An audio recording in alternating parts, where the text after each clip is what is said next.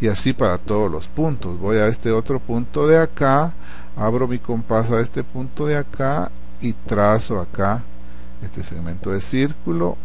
Lo mismo para este otro punto de acá, lo mismo para este otro punto de acá, lo mismo para este otro punto de acá, ¿sí? Entonces ya tengo esos segmentos de círculo ahí trazados. Muy bien. Luego ya sabemos que tenemos que definir el sentido de rotación, porque dependiendo de eso así va a ser la numeración que le dimos. Eso ya lo platicamos en las transparencias anteriores. Luego viene el paso séptimo, que es transportar las medidas del diagrama de desplazamientos, ¿sí? Según la convención que ya hicimos, que cada grado iba a ser 1 milímetro, sobre cada línea divisoria del círculo primario hacia afuera y dibujar nuevamente ahí el punto. Entonces, si vemos aquí el punto número 6, digamos, ¿sí? Tengo acá mi segmento de circunferencia, ¿sí? Debo de transportar, entonces vamos al punto número 6 acá del diagrama de desplazamientos y vamos a seguir asumiendo que yo aquí tengo 20 grados, ¿sí? Entonces mido aquí 20 milímetros con mi escala, ¿sí? Entonces ya sé que debo transportar 20 grados, ¿sí? Entonces transporto mis 20 grados con mi transportador. Yo mido, ¿sí?, del círculo primario, o sea, de este punto, mido 20 grados y me llega acá. Entonces en este puntito yo pongo un punto, ¿sí?, y entonces mido con mi transportador 20 grados. Estoy aquí en el punto número 6, ¿sí? Entonces para medir acá, hagan ustedes de cuenta que lo que tienen es un radio, ¿sí?, que está acá en mi punto número 6, ¿sí? Entonces como que si tuviéramos un círculo grande acá alrededor, ¿sí?, y entonces colocan su transportador el 0 acá y ven que para acá les va a dar, en este caso estamos asumiendo que son 20 grados. Bueno, luego de aquí en adelante el procedimiento es exactamente el mismo, ¿sí? O sea,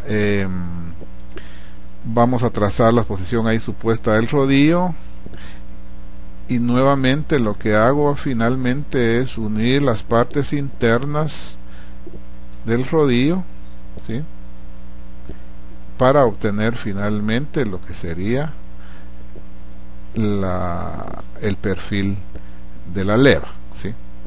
Bien, la única manera de ir saliendo de dudas en esto es tratando de hacer el trazo, al igual que en las primeras levas.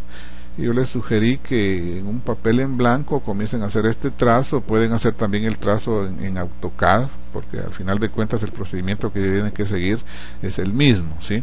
Entonces denle ustedes ahí medidas arbitrarias al círculo primario, al rodillo, ¿sí?, y intenten hacer cada uno de estos trazos que hemos visto al día de hoy. Hemos visto pues a manera de ejemplo el trazo de estas 4 levas, ¿sí?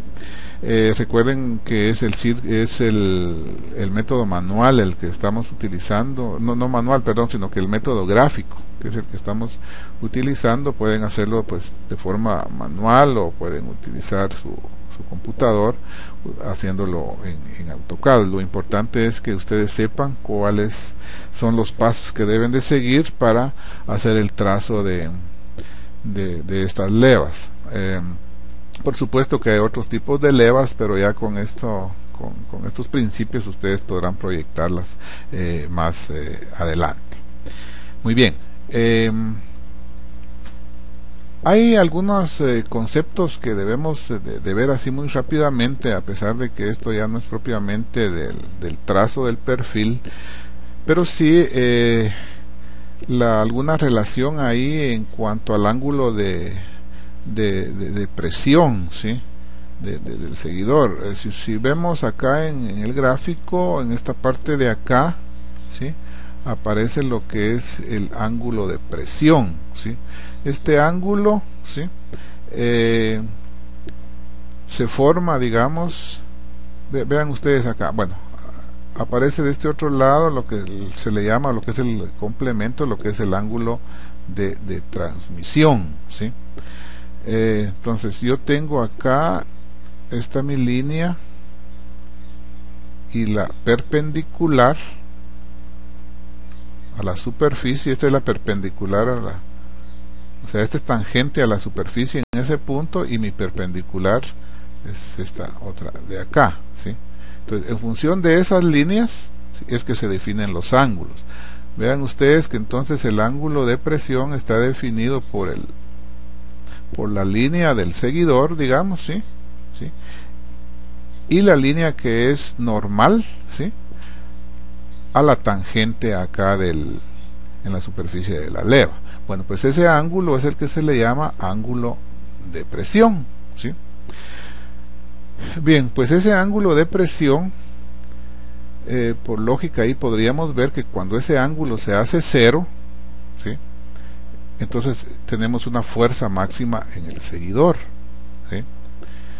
Por el consiguiente, cuando ese ángulo, ¿sí?, se hace 90 grados, o sea, estamos prácticamente hasta este otro sector de acá, dijéramos, pues ahí no vamos a tener ningún movimiento del seguidor, por lógica, ¿sí?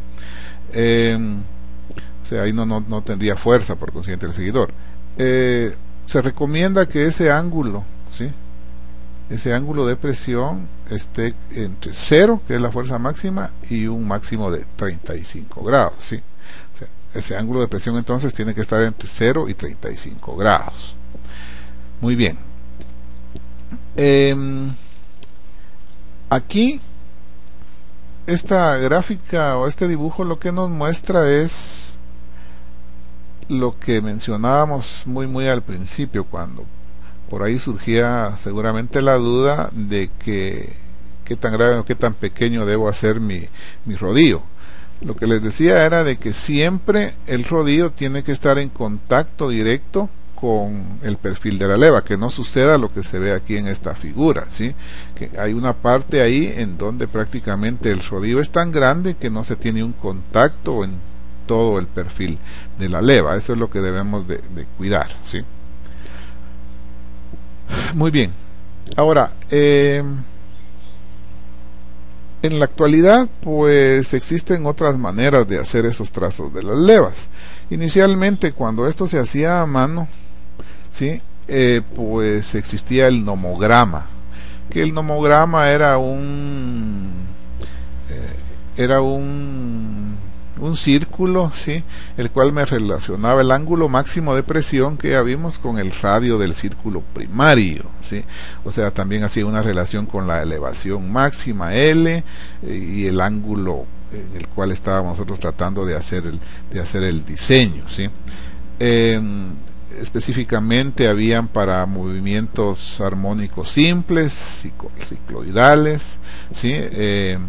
O sea que había un nomograma, digamos, para cada tipo de curva, si lo quisiéramos ver así, ¿sí?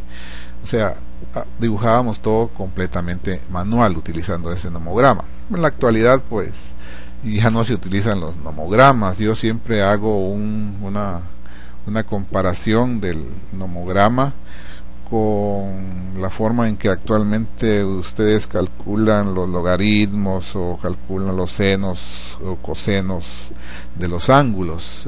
Anteriormente, pues para eso se utilizaban las tablas, habían unas tablas en las cuales se miraba el ángulo y ahí se miraba cuál era el valor del coseno, pues todo era manual. Ahora pues actualmente ya ustedes en su calculadora pues simplemente le dan seno de 30, por ejemplo, y ahí sale el valor, cuál es el valor del seno de 30, pues igual. Sucede que ahora ya hay un software para dibujar estos perfiles de levas.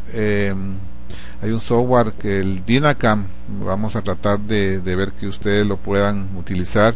La versión que tenemos es una versión un tanto con bastantes limitaciones, porque es una versión meramente académica, dijéramos, sí, para que ustedes puedan ahí jugar.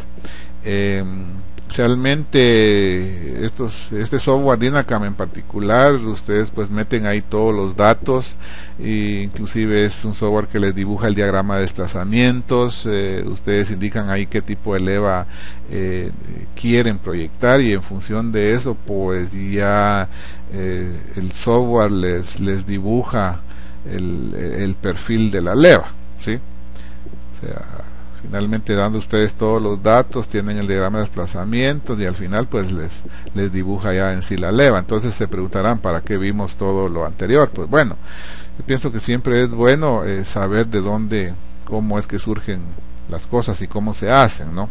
Pero actualmente, como les digo, ya existen software en los cuales ustedes solo meten datos y ahí dibujan todo lo demás. Como les digo, este es un software que tenemos una versión ahí que es meramente académica, tiene algunas limitantes, pero a manera de ejemplo pues sí les sirve. Lo último que yo encontré ahí en internet, pues existe este software, el SoftEngine CAM 7.0, que es el último. A manera de, para que se den una idea, les puse por acá esto, ¿sí? Que es el precio. Este software es 2.000 euros, ¿sí? Específicamente este es un software para proyectar levas en aplicaciones automotrices, ¿sí? Muy bien. Ya vimos que el perfil de la leva puede tomar casi que cualquier forma, ¿sí? O sea, puede tomar una forma caprichosa, dependiendo para qué queramos la aplicación, ¿sí? Pero recuerden ustedes de que al final de cuentas esa leva en el papel pues podemos dibujarla, pero recuerden ustedes de que esa tenemos que construirla. Y entonces, si bien es cierto, tenemos en la actualidad ya máquinas que nos hacen casi que cualquier pieza o cualquier mecanismo que nosotros querramos, pero realmente la forma más fácil de proyectar una leva es uniendo dos círculos, ¿no? Un círculo superior y un círculo inferior, y haciendo alguna forma ahí de cómo unir esas líneas, ¿sí? De tal forma de que, por ejemplo, acá, ¿sí? Yo tengo un círculo, ¿sí?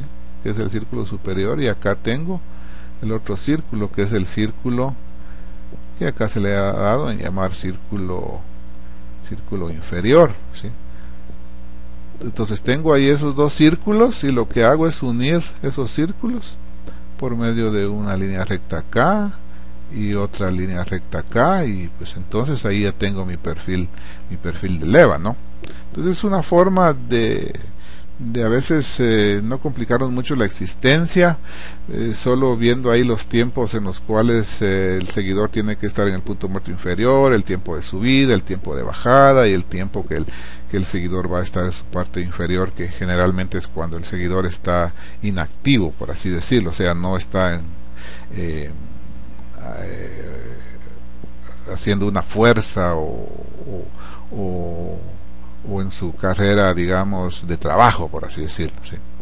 Estas levas que tengo acá pues son unas levas que se proyectan para situaciones automotrices. Ahí aparecen las levas que le ha dado en llamarse tipo circular,